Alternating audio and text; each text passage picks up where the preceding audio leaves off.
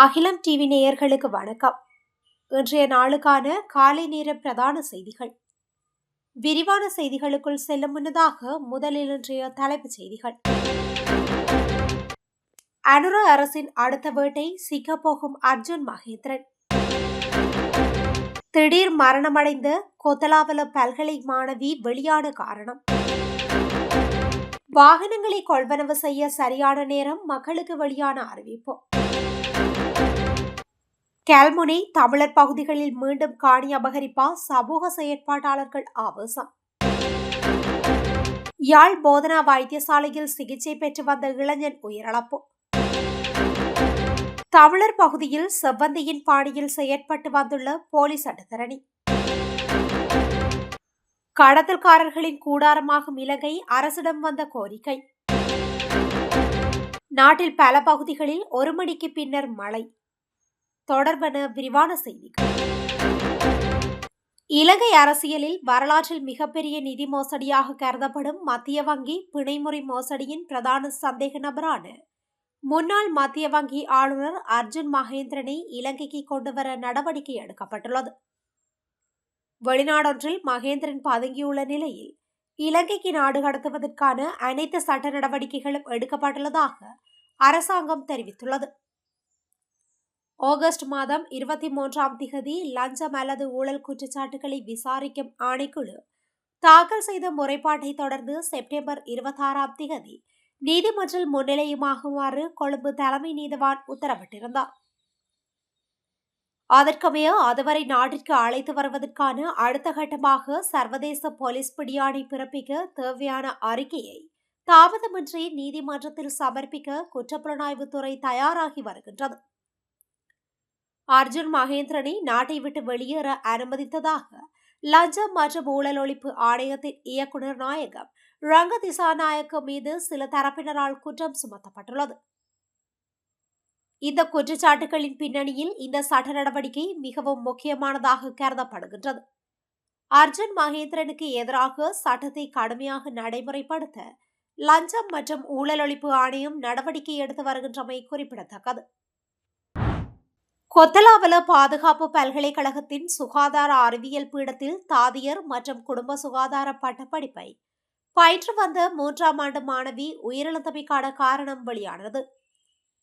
குறித்த மாணவிக்கு முதுகெலும்பு சுருக்கத்தால் ஏற்பட்ட சிக்கல்கள் காரணமாக மூளையில் இரத்த கசிவு ஏற்பட்டு மரணம் நிகழ்ந்துள்ளது என்று உறுதிப்படுத்தப்பட்டுள்ளது.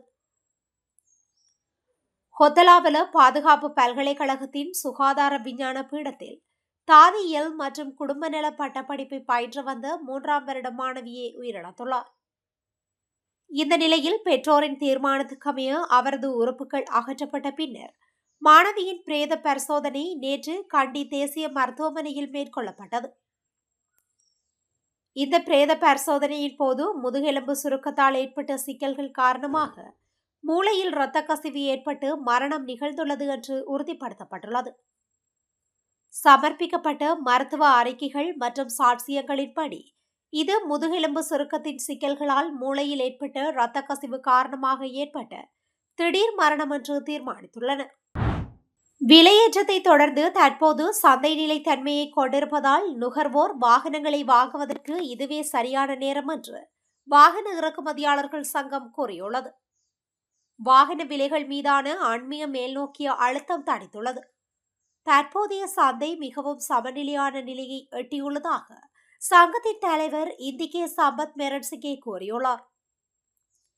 2026ஆம் ஆண்டு வரவு செலவு திட்டத்தில் குறிப்பிடப்பட்டுள்ள 2.5% சமூக பாதுகாப்பு வரி குறித்து கருத்து தெரிவித்த மெரட்சிகே இது ஒரு புதிய வரி அல்ல என்று தெளிவுபடுத்தினார். வாகன விற்பனைக்கு பிறகு அல்லாமல் சுங்கத்தின் போது இந்த வரியை வசூலிக்க கோரியுள்ளதாக அவர் குறிப்பிட்டுள்ளார். விற்பனைக்கு பிறகு வரி வசூலிப்பது இறக்குமதியாளர்கள் மற்றும் வாங்குபவர்களுக்கு தேவையற்ற சிக்கல்களை உருவாக்கியதால் இந்த மாற்றம் கோரப்பட்டுள்ளதாகவும் அவர் தெரிவித்துள்ளார். கல்முனை வடக்கு தமிழர் பிரதேசங்களில் மீண்டும் காணி அபகரிப்பு தொடர்கின்றதா? இன மத பேதமற்ற அரசு என கூறும் அனுர அரசு இத்தகைய சட்டவிரோத இனவாத காணி ஆக்கிரமிப்பை உடனடியாக தடுத்து நிறுத்த வேண்டும் என கல்முனையில் நடைபெற்ற விசேட ஊடக சந்திப்பில் சமூக செயற்பாட்டாளர்கள் தெரிவித்தனர்.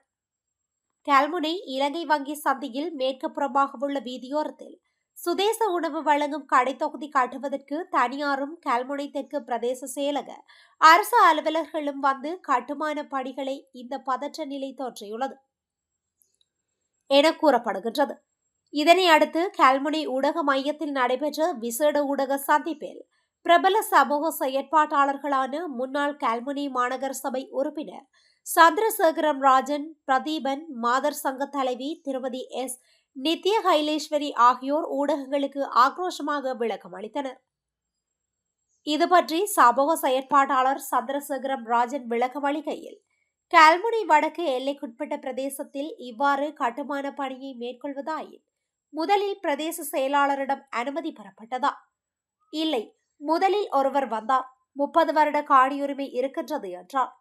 எங்கே என்று கேட்டவுடன் திரும்பி போய்விட்டார். பின்பு கல்முனை முஸ்லிம் பிரதேச செயலக அதிகாரிகள் வந்தார்கள்.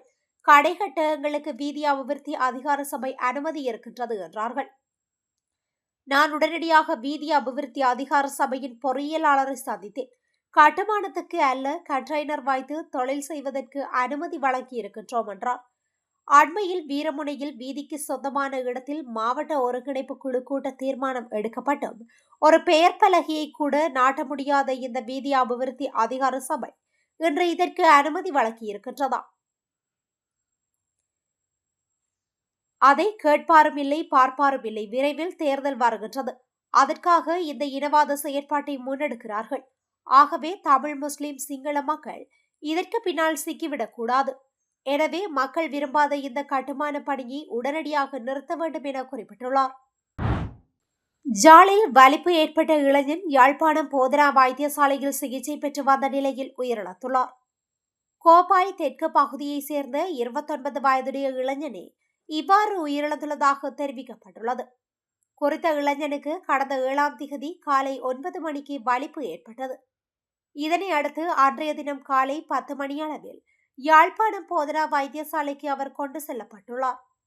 வைத்தியசாலையில் சிகிச்சை பெற்று வந்த நிலையில் சிகிச்சை பலனின்றி இன்று காலை அவர் உயிரிழந்துள்ளார். அவரது சடலம் மீதான மரண விசாரணைகளை திடீர் மரண விசாரணை அதிகாரி நமசிவாயம் பிரேம்குமார் மேற்கொண்டுள்ளார். மட்டக்களப்பு நீதிமன்றத்திற்குள் செவ்வந்தி பாணியில் ஆண் சட்டத்தரணிகள் அணியும் ஆடை போல அணிந்து உள்நுழைந்து வழக்காடி வருவதாக பொதுமக்கள் பலரிடம் பல லட்சம் ரூபாவை மோசடி செய்ததுடன் சில சட்டத்தரணிகளையும் ஏமாற்றிய போலீஸ் சட்டத்தரணி ஒருவரை போலீசார் கைது செய்துள்ளனர். இது பற்றி தெரிய வருவதாவது, மாவட்டத்தில் உள்ள பிரதேசம் ஒன்றை சேர்ந்த பெண்ணொருவரின் வீட்டில் தங்க ஆபரணங்கள் திருட்டு போன சம்பவம் தொடர்பாக மீட்கப்பட்ட தங்க ஆபரணங்களை நீதிமன்றிலிருந்து மீளப்பெறுவது தொடர்பாக மட்டக்களப்பு நீதிமன்றில் இடம்பெற்று வரும் வழக்கு விசாரணைக்கு வழக்காடுவதற்கு நல்ல சட்டத்தரணி ஒருவரை தேடிய நிலையில் அவருக்கு அறிமுகமான ஒருவர் தனது வழக்காடிய நல்ல சட்டத்தரணி இருப்பதாக போலீஸ் சட்டத்தரணியின் தொலைபேசி இலக்கத்தை வழங்கியுள்ளார். இதனை அடுத்து குறித்த பெண் அந்த தொலைபேசி இலக்கத்துடன் தொடர்பு கொண்ட நிலையில் போலீஸ் சட்டத்தரணி தான் அந்த தங்க ஆபரணங்களை மீட்டுத் தருவதாகவும் இதனை மிக விரைவாக மீட்பதற்கு நீதிமன்றத்தில் சிலருக்கு பணம் வழங்க வேண்டும், வழக்கு தொகையாக என 2 லட்சம் ரூபாய் கோரியுள்ளார். அதற்கு குறித்த பெண் சம்மதித்து அவருக்கு முற்பணமாக 1 லட்சம் ரூபாவை வழங்கியுள்ளார். அடுத்த சில தினங்களின் பின்னர் கடந்த அக்டோபர் மாதம் வழக்கிற்கு நீதிமன்றத்திற்கு வருமாறு கடிதம் வந்துள்ளது. இந்த நிலையில் போலீஸ் சட்டத்தரணி தான் முன்னகர்வு பத்திரம் தாக்கல் செய்ததை அடுத்து வழக்கிற்கு வருமாறு அழைப்பு கடிதம் வந்துள்ளதாக குறித்த பெண்ணிடம் தெரிவித்துள்ளார். அப்போது குறித்த பெண் நவம்பர் மாதம் திகதியிடப்பட்ட வழக்கை முன்கூட்டியே பணம் வழங்கி 3 தினங்களில் நீதிமன்றத்துக்கு வருமாறு அழைப்பு கிடைத்துள்ளது. அவர் நல்ல சட்டத்தரணி என எண்ணிக்கொண்டார். இதனை அடுத்து அங்குள்ள சட்டத்தரணி ஒருவருடன் தொடர்பு கொண்டு தான் கொழும்பு உயர் நீதிமன்ற சட்டத்தரணி என அறிமுகப்படுத்திக் கொண்டு எனக்கு கல்முனை, திருகோணமலை போன்ற உயர் நீதிமன்றங்களில் வழக்கு இருப்பதாகவும் தனது வாடிக்கையாளர் ஒருவரின் குறித்த வழக்கை எடுத்து நடத்துமாறு கோரியதை அடுத்து அந்த சட்டத்தரணி அந்த வாடிக்கையாளரை என்னை சந்திக்க அனுப்புமாறு தெரிவித்துள்ளார். இதனை அடுத்து குறித்த வழக்கு தொடர்பாக மட்டக்களப்பு நீதிமன்றத்தில் உள்ள குறித்த சட்டத்தரணியை பெண் சந்தித்து வழக்கு தொடர்பாக தெரிவித்ததை அடுத்து 3 வழக்கு விசாரணைக்கு நீதிமன்றத்தில் ஆயராகி வந்துள்ளார். இது தொடர்பாக மேலதிக விசாரணைகளை மட்டு பெரும் குற்ற தடுப்பு பிரிவு போலீசினார் மேற்கொண்டு வருகின்றனர்.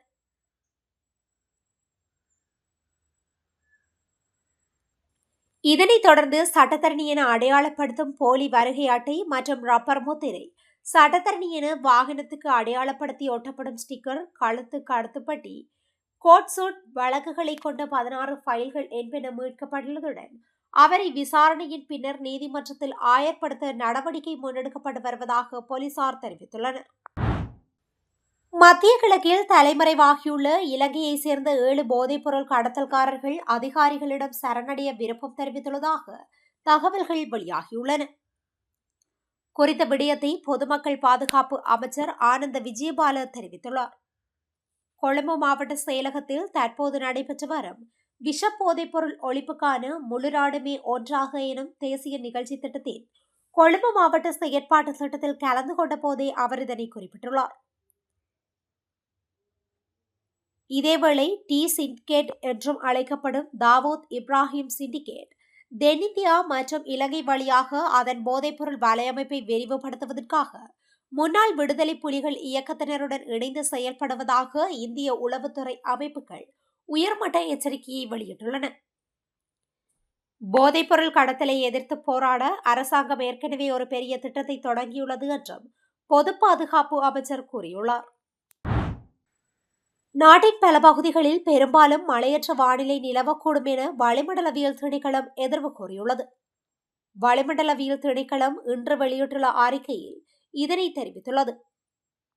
நாட்டின் பெரும்பாலான பிரதேசங்களில் பிற்பகல் 1 மணிக்கு பின்னர் மழையோ அல்லது இடியுடன் கூடிய மழையோ பெய்யக்கூடிய சாத்தியம் காணப்படுவதாக வளிமண்டலவியல் திணைக்களம் எதிர்வு கூறியுள்ளது.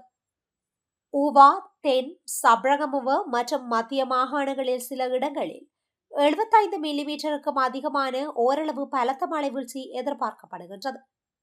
ஊவா, தென், சப்ரகமுவ மற்றும் மத்திய மாகாணங்களிலும் அம்பாறை மற்றும் மட்டக்களப்பு மாவட்டங்களிலும் சில இடங்களில் 75 மில்லிமீட்டருக்கும் அதிகமான ஓரளவு பலத்த மழை பெய்யக்கூடும் என அந்த திணைக்களம் வெளியிட்டுள்ள வானிலை முன்னறிவிப்பில் தெரிவிக்கப்பட்டுள்ளது. இடியுடன் கூடிய மழை பெய்யும் போது தற்காலிகமாக அதிகரித்து வீசக்கூடிய பலத்த காற்று மற்றும் மின்னல் தாக்கங்களினால் ஏற்படக்கூடிய பாதிப்புகளை குறைக்க போதுமான முன்னெச்சரிக்கை நடவடிக்கைகளை எடுக்குமாறு பொதுமக்கள் கேட்டுக் கொள்ளப்படுகின்றார்கள். இத்துடன் இன்றைய நாளுக்கான காலை நேர பிரதான செய்திகள் நிறைவடைகின்றன. தொடர்ந்தும் இதுபோன்ற செய்திகளை உடனுக்குடன் அறிந்து கொள்ள அகிலம் டிவியுடன் இணைந்திருங்கள். நன்றி, வணக்கம்.